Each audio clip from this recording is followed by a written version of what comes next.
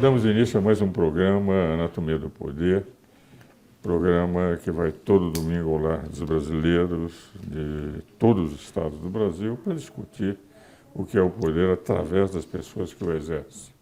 Hoje nós vamos discutir com o professor Rogério Ganda da Silva Martins, que é membro da Academia Paulista de Letras Jurídicas e professor do Centro de Extensão Universitária, a questão que nós não sabemos por que no Brasil se discute muito e nunca consegue ser feita aquela reforma que se deseja.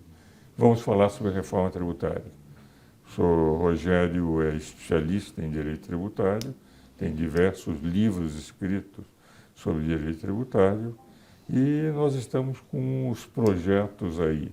Conversaremos um pouco sobre o projeto do Raul e os projetos anteriores.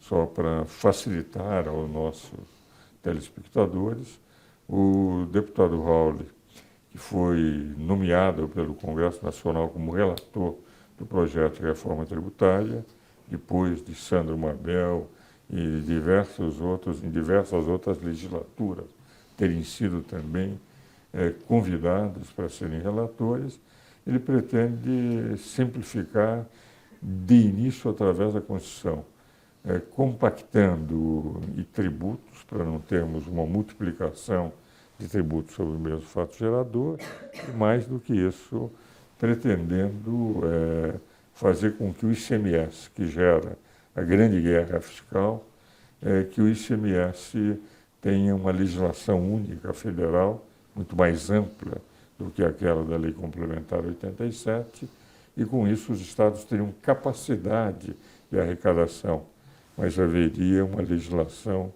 formada a partir do Congresso Nacional, que teria que ser rigorosamente seguida por todos os estados, não apenas como normas gerais que os estados poderiam modificar como desejassem.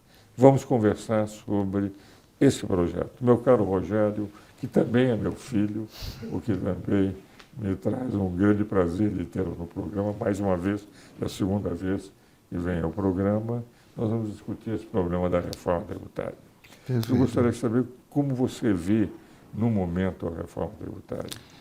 Bem, primeiramente, muito obrigado pelo convite, professor Ives, e eu vejo a questão da reforma tributária, basicamente, ela teve talvez a grande gênese, né, da própria reforma tributária ocorreu quando o novo sistema tributário nasceu, né?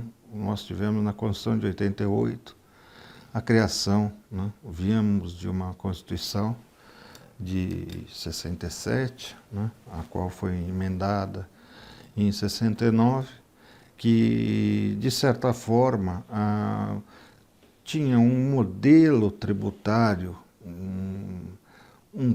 muito mais simples, né? E que foi se solidificando os conceitos, as expressões, os fatos geradores, aquilo que é renda, aquilo que é consumo, aquilo que é mercadoria. Isso foi sendo conformado ao longo das décadas pelos tribunais superiores, principalmente o Supremo Tribunal Federal, como guardião da Constituição, até que nós tivemos o processo constituinte, e dentro do processo constituinte, como foi natural em todos os campos, eu gosto sempre de analisar o direito tributário, não só como o direito tributário em si, né? Porque eu acho que a visão acaba sendo muito reducionista. O direito tributário, até como não só como filho, mas como um discípulo das ideias e dos pensamentos do senhor, professor Ives, eu acredito que estudar o direito tributário necessariamente faz-se necessário estudar outros ramos. É uma ciência, né, que precisa ser interdisciplinar. Para se compreender o sistema tributário, o direito tributário, deve-se compreender a interligação que ele tem, né, com outros ramos do direito e com outras ciências, né? Então eu preciso conhecer direito das finanças, né? Eu preciso conhecer o direito civil, eu preciso conhecer o direito comercial, né? Ao mesmo tempo, eu preciso também conhecer o que é economia, eu preciso conhecer o que é sociologia, eu preciso conhecer o que é política. E se nós analisarmos o processo constituinte durante a década de 80, o que ele foi?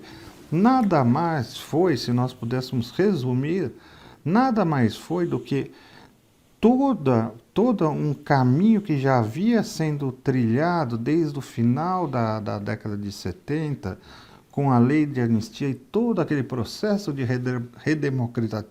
redemocratização, culminou com essa, em 85, com a emenda constitucional que abriu a possibilidade da criação da Assembleia Constituinte, e durante um ano se trabalhou com os desejos de toda uma sociedade que buscava o quê? Né? Buscava todos os direitos que, em tese, estariam sido tolhidos durante o período de exceção. O que nós tivemos com isso? Nós tivemos uma grande expansão da Constituição, em todos os campos. Tivemos capítulos que antes não pertenciam à nossa Constituição, né? Nossa Constituição de 67 e emenda 69, ela era uma Constituição era analítica, uma Constituição relativamente pequena dentro da cultura e do histórico de constituições brasileiras, mas ela se agigantou em termos de direitos. Porque todos os clamores de todas as partes ou os desejos sociais foram albergados. E também nós tivemos um crescimento monumental do Estado pela Constituição Federal, né?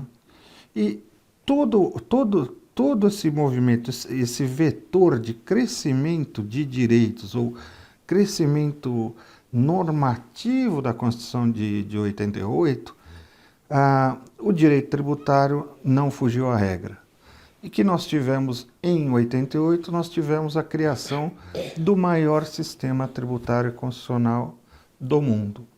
Das mais de 200 nações que existem no Brasil, isso eu tenho estudado há mais de um ano e meio, dentro de um núcleo de estudos,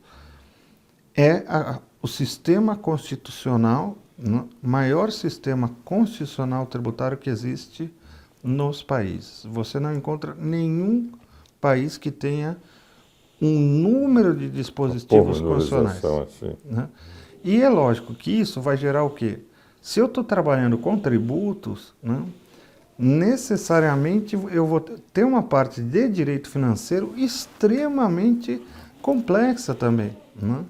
Ora, se no plano constitucional, que geralmente tem que ser um plano de linhas gerais, de diretrizes, os quais vão ser adaptados e vão ser dinamizados e vão ser alterados com o curso e, de uma certa forma, com muito mais facilidade por legislação ordinária ou, eventualmente, por complementar, eles acabaram se fixando na Constituição, né?